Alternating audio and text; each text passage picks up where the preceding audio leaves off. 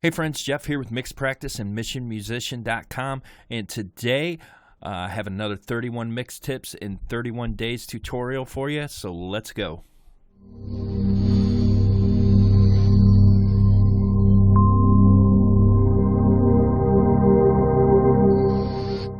Alright, today I want to talk about drum samples. I love using drum samples, okay?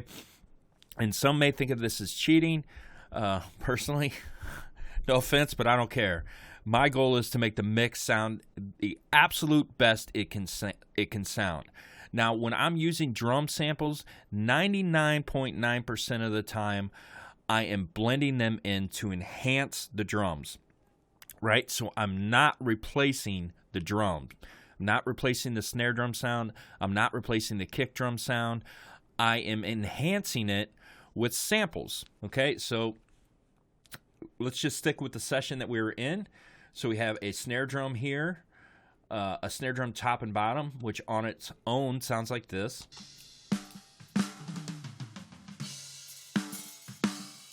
That doesn't sound bad at all. It sounds pretty good, actually. But let's listen to what happens when we blend in a sample.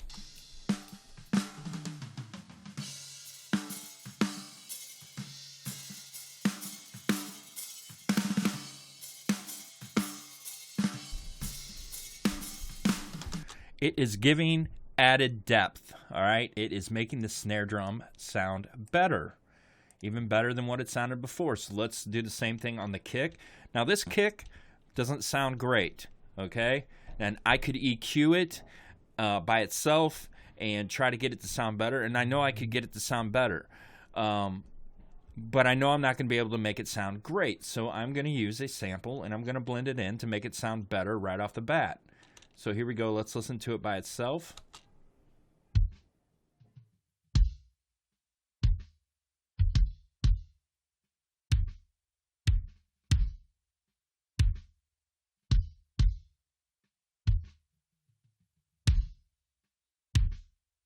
Okay, so using samples is a great way to enhance your drum sound.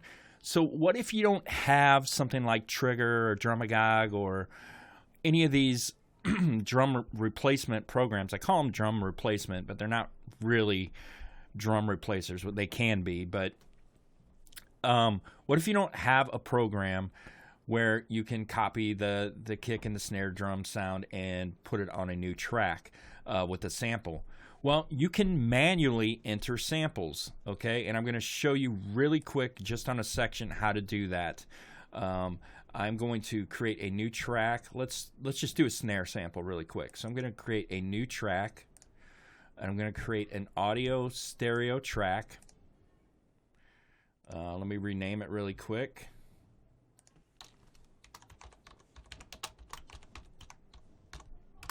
Okay, so what I'm going to do, let me switch views here, and let me move this up to the snare top track here, because that's what I'm going to go by. And let's just do a small section here. All right, so let's start right here. What I'm going to do is I'm just going to drag in a sample. Let's see. Let's see what this sounds like.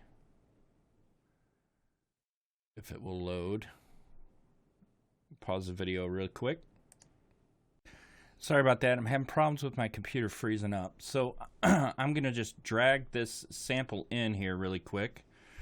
All right, so my sample's in. And what I'm going to do is I'm going to click on it, hit copy, and hit X to clear it. And here's what I'm going to do. I'm just going to tab the transient. I'm going to hit semicolon. I'm going to press V. And I'm going to press P to go back up. And then I'm going to tab to the next snare drum transient. Semicolon. V. P. All right. So far, so good. Whoops. Hit the wrong thing here.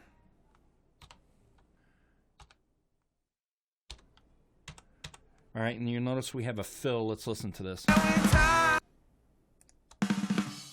All right, so you may be thinking, well, how you do that? Well, it's kind of tricky, and I don't have time to do it in this tutorial, but I'll kind of show you how I approach that since we're already at 5 minutes. Here, let me get this really quick. Ah, darn it. Having some issues here.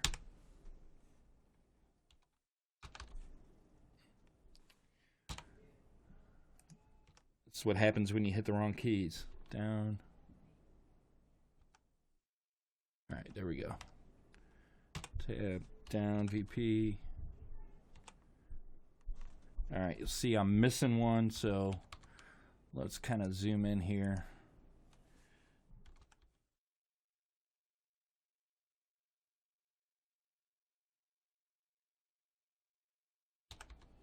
All right, so if we listen to this by itself, it's going to sound terrible, right? All right, sounds like a robot.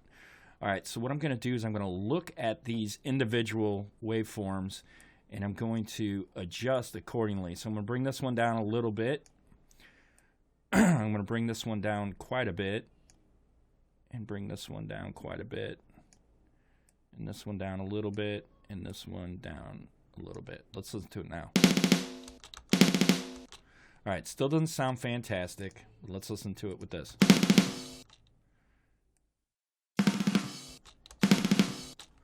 All right, now the important thing to take note of when you do samples, and I realize we're getting long, is to make sure they're in phase. This one is in phase with the snare.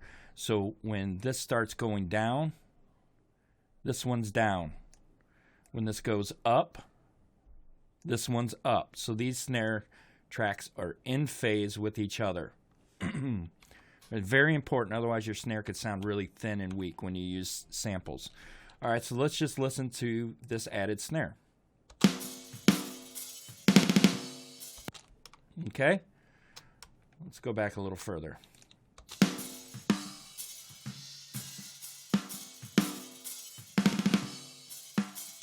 Okay, so that's all for today. That's my tip and or my trick on adding snare samples. If you don't have something like Trigger, Drumagog, or something like that, hope you enjoyed this video. If you do, like and subscribe, and I'll see you tomorrow in another 31 mix tips in 31 days tutorial. Thanks for watching. Bye-bye.